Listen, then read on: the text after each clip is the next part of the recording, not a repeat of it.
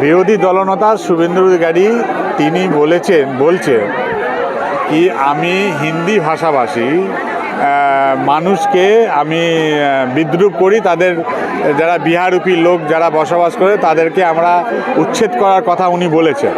আমি প্রথমে বলতে চাই আমি কোন জায়গায় এই কথাটা বলেছি ওনাকে দেখাতে হবে, কোন জায়গায় এই কথাটা আমি বলেছি সেটা দেখাতে হবে।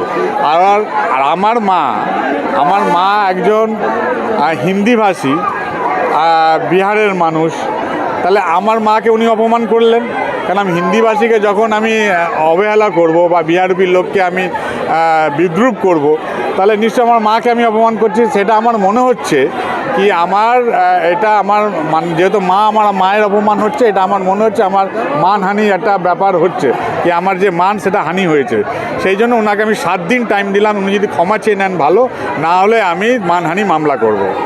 ওর আবার মান সম্মান আছে। আমি তো বলছি ওকে যে সনমার্গ চিটফান্ডের কেসে রাজু সাহানি অ্যারেস্ট হয়েছিল, সেই কেসে আসামিও আছে, ওর নামে চার্জশিট আছে সুবোধ অধিকারী নামে। ওর আবার মান সম্মান আছে নাকি? ও তো যে কোনো সময় ওর সিবিআই ওর এগেনস্টে অর্ডার ক্যান্সেল করাবে, ওর প্রোটেকশনটা। ও কোথায় আছে? ওর আবার মান সম্মান আছে নাকি? রেলে পুকুর বিক্রি করছে, রেলে মাছ চুরি করে, পুকুরের মাছ চুরি করে বিক্রি করায়। তোর মাকে হিন্দি ভাষী হলে অপমান করলো কোথা থেকে? কবে? হিন্দি ভাষীকেই অপমান করলো, ওর মা ছেড়ে দিন, হিন্দি ভাষীকেই কবে অপমান করলো? কোনো একটা আপনি ক্লিপিং দেখান যেখানে হিন্দি ভাষীকে অপমান